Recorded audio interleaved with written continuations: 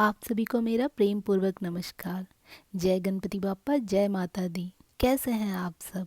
उम्मीद करती हूँ आप सब माँ भगवती की कृपा से अच्छे होंगे। आज दूसरे नवरात्र की आप सभी को ढेर सारी शुभकामनाएं। दूसरे नवरात्र में माँ ब्रह्मचारिणी की पूजा होती है।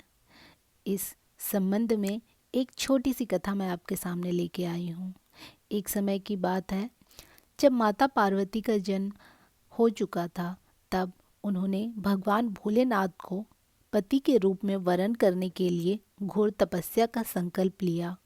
माँ ब्रह्मचारिणी भगवान शिव को पति रूप में पाने के लिए तपस्या का संकल्प कर लेती हैं और 1000 वर्षों तक उन्होंने केवल फल फूल खाकर जीवन बिताया। उसके बाद आगे 100 वर्षों तक जमीन पर रहकर शाक खाया।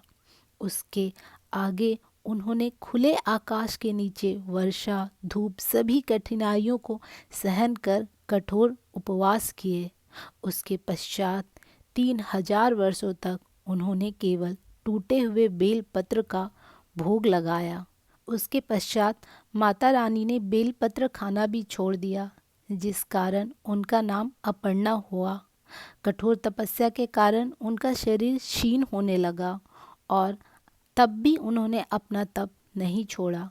देवताओं और ऋषियों ने माता को आशीर्वाद देते हुए कहा कि उनकी मनोकामना पूर्ण होगी।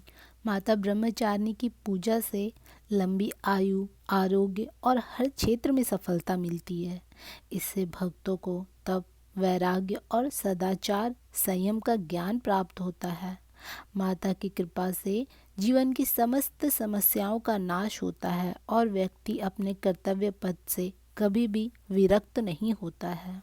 जब माता ब्रह्मचारिणी की तपस्या पूरी हो गई और ऋषियों से और भगवान भोलेनाथ से उन्हें आशीर्वाद प्राप्त हो गया, उसके पश्चात ब्रह्मा जी द्वारा माँ ब्रह्मचारिणी, माँ पार्वती और भगवान भोलेनाथ का विवाह संपन्न हुआ। माता ने अपने तप से भोले बाबा को पति रूप में प्राप्त कर लिया।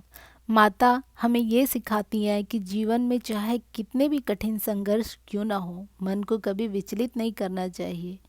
लग्न और दृढ़ संकल्प से सारे कार्य में सफलता अवश्य प्राप्त होती है और जो दृढ़ता से लगे रहते हैं, माता कभी न कभी उनका हाथ जरूर थामती है। आप पूरे मन और विश्वास से माता का ध्यान करें, एक ना एक दिन तो वो आपका हाथ भी जरूर थामेगी। दूसरे नवरात्र की आप सभी को फिर से ढेर सारी शुभकामनाएं। जय माता दी।